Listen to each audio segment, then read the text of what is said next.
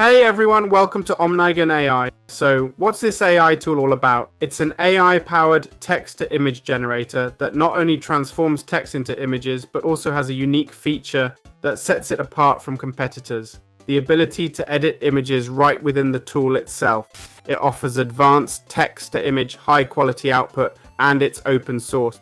What does open source mean? It means we can download and run it locally without limits, but they also provide an online service for us to use here, as you can see, for image to video or text to video, so we can test and create. So yeah, that's what this tool is all about. Alright, before we start using Omnigen online through the platform or Hugging Face, which have some limitations, I feel obligated to explain how to use it locally. To use it locally, we'll go to Pinocchio, okay? Pinocchio is basically a hub where we can access many open source AI models. Inside Pinocchio, we'll search for Omnigen, alright? We'll click Visit Discover page, which is this page here, and select Omnigen, and there it is, okay? Omnigen.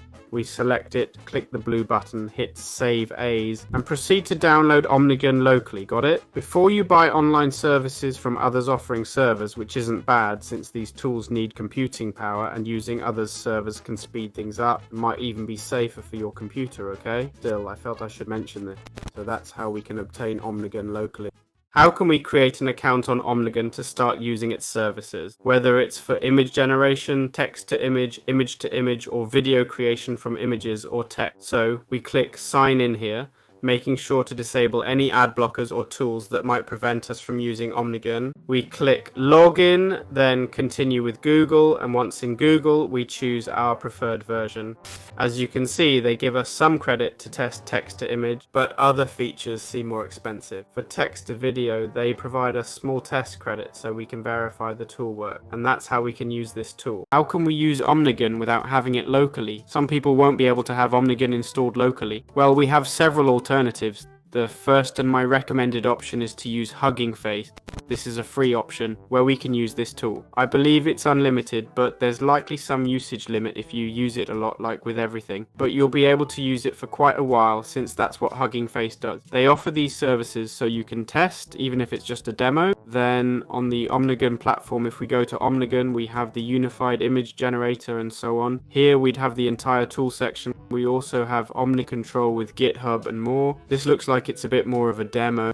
And here, as you can see, it's practically the same as what we have on Hugging Face. On Hugging Face, as you can see, we have space for 3 images and a prompt. Here are the 3 images and the prompt. The output, the various settings. So you can see that it's actually true that no, and also with the same limits, 2048 by 2048. So there's no limitation on Hugging Face. I said earlier it might be a demo, but it's not at all. This is the actual tool itself. So this is how we can use Omnigen as well. Alright, so how can we use Omnigen's tool to generate images? How does the tool itself work? Well, the tool obviously incorporates Hugging Face, which allows us appropriate, albeit limited, use of the tool. We can't use it en masse. They set usage limits. For instance, after one image, there's a 3-minute wait for the next. Then there's Omnigen. We can alternate between Hugging Faces and Omnigen AI's versions.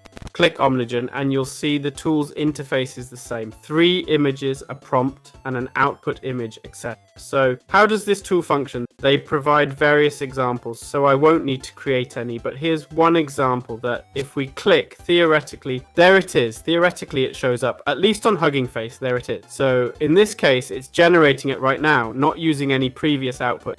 In fact, there's no output yet, it's creating it now. Perfect. So what example does it give us?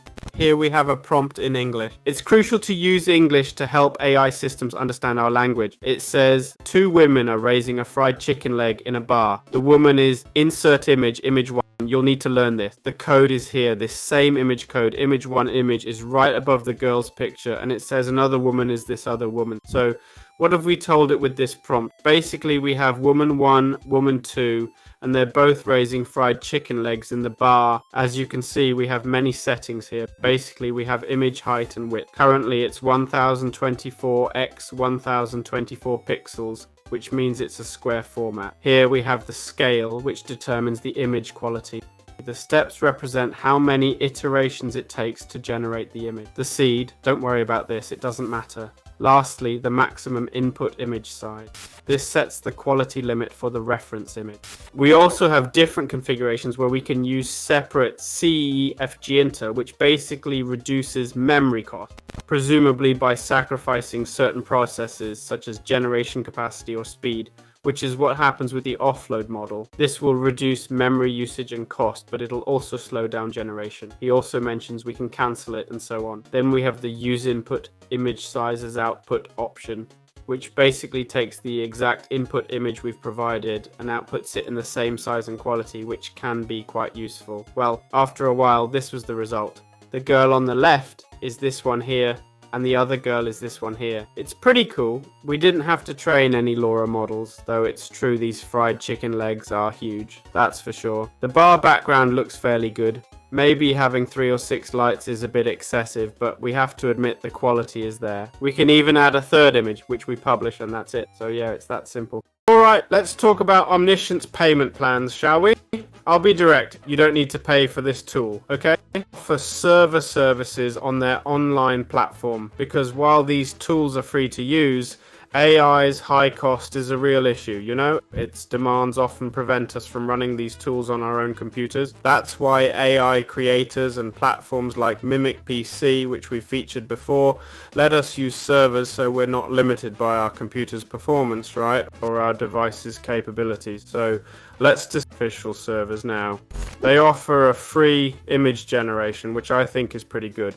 We get basic image and video generation, standard resolution, and community support. Then there's email support, 800 monthly credits, various models and styles, standard resolution. The top tier has 3,000 monthly credits, all models and style support. I should mention that the Omnigen platform includes more than just Omnigen, okay? It's open source, but I'm sure they have some usage limits, right? To prevent overuse. They also include image to image, image to video, and text to video generators I haven't mentioned because it's a bit...